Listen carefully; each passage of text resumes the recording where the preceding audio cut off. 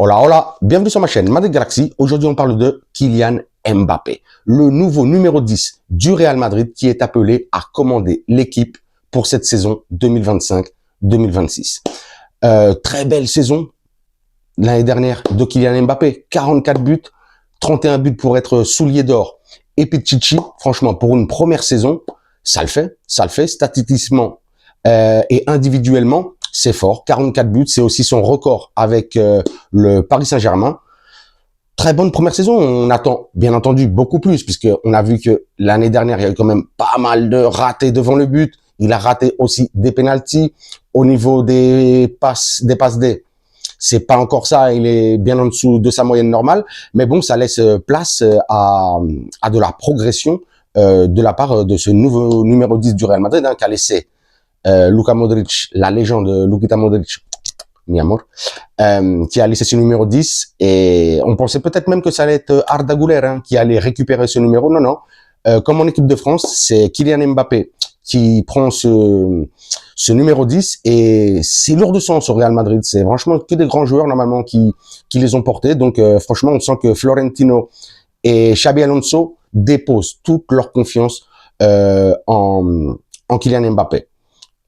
Il va falloir, comme je viens de dire, qu'il s'améliore au niveau des passes D, mais surtout qu'il va s'améliorer en attaque avec Vinicius, que son entente justement avec les joueurs d'attaque soit beaucoup mieux, qu'il y ait une cohésion.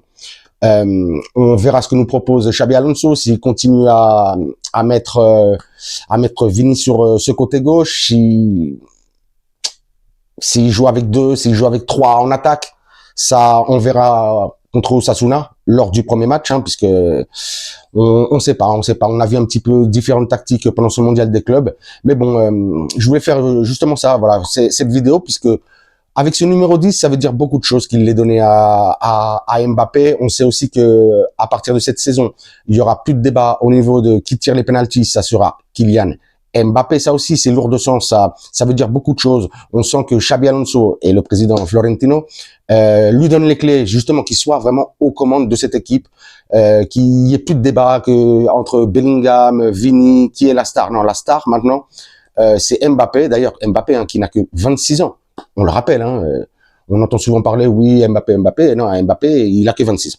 Donc, franchement, il est encore très, très jeune pour tout casser. Mais on sent que de toute façon, il va tout casser. C'est un grand joueur.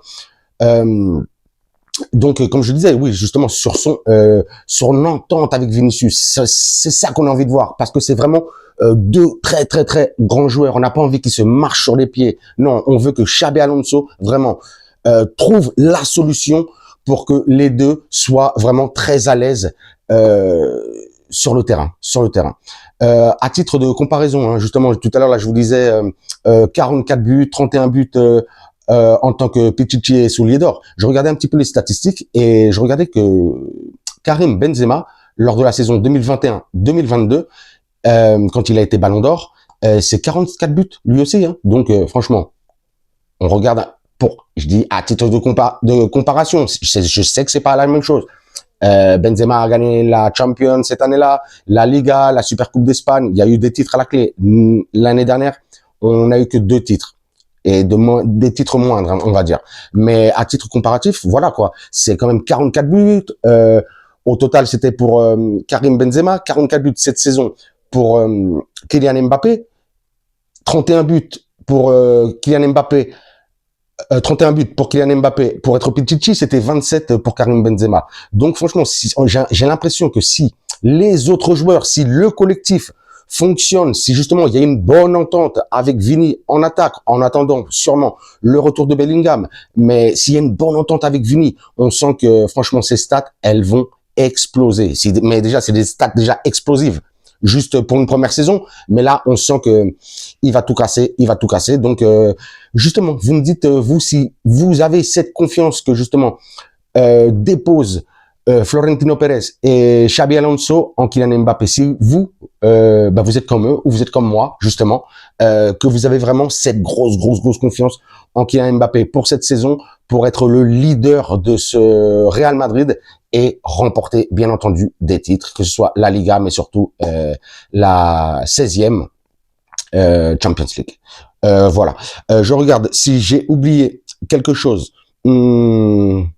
J'ai pas l'impression. Je vais sur ça. Vous me dites justement ce que vous pensez, vous, de Kylian Mbappé, que ce soit de la saison dernière, mais surtout de ce que vous pensez qu'il va faire vraiment cette saison, s'il va tout casser ou ça va être justement un flop. On verra. Comme d'habitude, je vous dirai, vous vous abonnez. Bien entendu, vous me lâchez un commentaire, un like, un pouce. Moi, à vos commentaires, vos likes, vos pouces, je vous lâche des commentaires, des likes, des pouces. Mais le plus important, je vous lâche des cœurs de confiance pour le Real Madrid, des cœurs de confiance en Kylian Mbappé. Et sur ce, je vous dirai, comme d'habitude, hasta la próxima et à la Madrid.